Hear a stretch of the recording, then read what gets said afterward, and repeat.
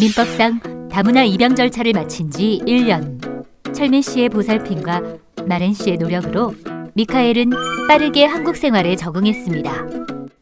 지난주 다문화 가족 행복 캠프에 참석한 미카엘 가족. 강사로부터 오랫동안 행복한 가정을 만들기 위해서는 장기적인 우리 가족 행복 플랜을 세우라는 얘기를 듣게 됩니다.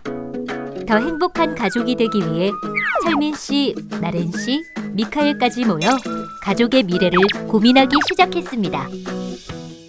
다문화 가정의 부모들이 오해하기 쉬운 것이 있습니다. 아이의 문제가 모두 다문화 가정이기 때문이라는 착각이죠. 아이들에겐 생애 주기별 특징이 있습니다. 쉽게 말해 또래 아이들이 갖는 특징을 우리 아이도 갖는 것이죠. 사춘기가 대표적인 예입니다. 아이가 고민을 하거나 평소답지 않은 반응을 보인다면 무조건 다문화로 인한 문화적 차이로 생각하지 말고 또래 아이들과 어떻게 다른지 살펴보세요. 집안일 때문에 부부싸움을 한 적 있어요. 발끈해서 드센 말투로 쏘아붙였더니 아내가 눈물을 보였어요. 미안해, 어쩔 줄 몰랐는데 하필 그 광경을 미카엘이 본 겁니다. 역시나 한동안 밝던 아이가 수일 동안 웃질 않더군요. 아내와는 금방 화해했지만 미카엘 마음을 돌리는데 더 오래 걸렸어요. 아이에게 화목한 가정 환경이 왜 중요하다고 할까요? 옛말에 가화만사성이란 말이 있듯 행복한 가정에서 자란 아이는 또래 친구들과 어울림에 허물이 없고 나아가 자신감 있고 건강한 사회활동을 할 수 있습니다. 부부관계가 좋은 가정은 대개 일관된 양육 태도를 가집니다. 그래서 사춘기에 아이가 방황하더라도 아이에게 긍정적 방향을 제시하고 기다려줄 수 있습니다. 특히 아빠와 엄마의 관계가 동등할수록 아이는 이성을 대하는 균형적 태도를 배울 수 있고 더 나아가 화목한 가정을 이룰 확률도 높아집니다. 화목한 가족을 위한 첫걸음엔 무엇이 필요할까요? 가장 실천하기 쉬운 것은 가족 간 대화의 원칙을 세우는 것입니다. 가족끼리 존중하는 태도로 대화해요.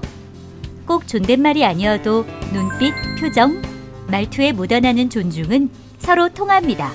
정기적인 대화의 시간을 약속해요. 저녁 먹고 매일 대화한다면 사소한 관심사까지 공유하게 될 것입니다. 서운한 점은 가족이 함께 있을 때 얘기해요. 가족 간 사소한 오해가 있더라도 함께 해소할 수 있습니다. 가족이 함께 소풍이나 여행을 다니며 추억을 쌓는 것도 좋습니다. 어릴 때 쌓은 행복한 기억은 아이들에게 평생 정신적 자양분이 됩니다. 이외에도 가족끼리 끈끈한 유대감을 높일 수 있는 우리 가족만의 행복한 약속을 만들어 보아요.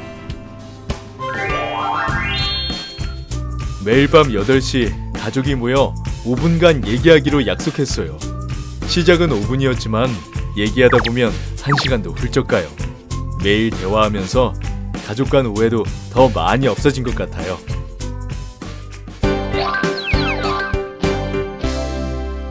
미카엘의 성격이 많이 밝아지면서 또래의 개구진 모습을 보일 때가 있습니다.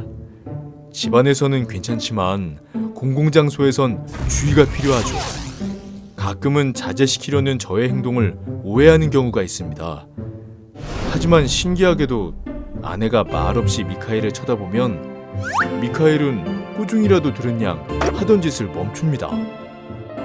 외국에서 온 아이에 대해 외국인 엄마가 양육의 주도권을 갖는 경우가 많습니다. 아이가 익숙한 양육 방법에 더 잘 반응하기 때문입니다. 하지만 그 전에 부부 각 나라의 양육 방법 차이를 공유하고 우리 가족 내 아이의 양육 원칙을 세우는 것이 좋습니다. 양육 방법에 있어 문화적 차이가 생기면 아이가 혼란스러워할 수 있기 때문입니다. 다문화 가족의 아이는 성장하면서 가족 내에서 문화적 충돌을 자주 경험할 것입니다. 부모가 잘 대처하면 아이의 문화적 식견이 넓어지지만 잘못 대처하면 아이는 어느 문화에도 속하지 못할 것입니다. 다문화 가족 지원센터에서 운영하는 가족 문화체험 프로그램에 참여하는 등 아이가 두 나라의 문화를 배울 기회를 마련해 주세요. 가족 안에서 문화적 체험의 기회를 만드는 방법도 있습니다.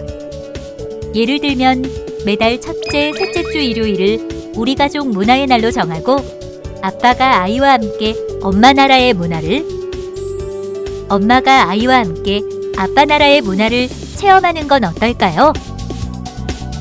전통 음식을 먹고 동요를 배우고 영화를 함께 보는 것도 좋습니다.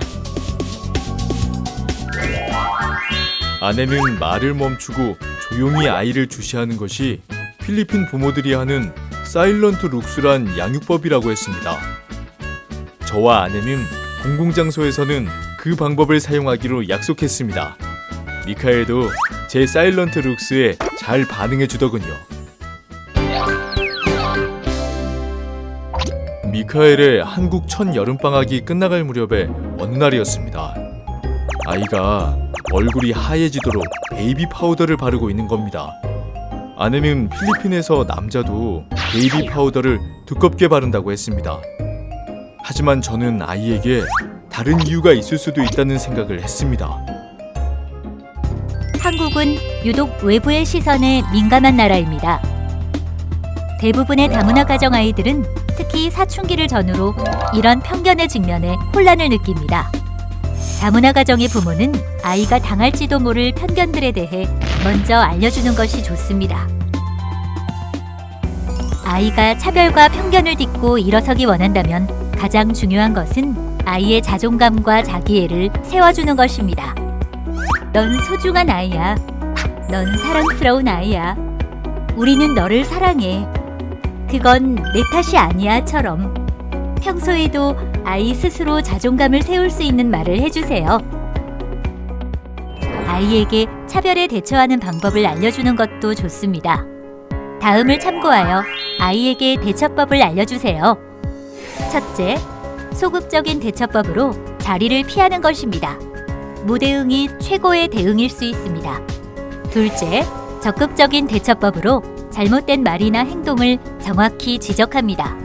주로 친구나 동년배, 가깝게 지내는 사이에 필요합니다. 셋째, 공동체 안에서 차별을 받았다는 일을 공론화합니다. 다수의 도덕성을 바탕으로 올바른 길을 토의합니다.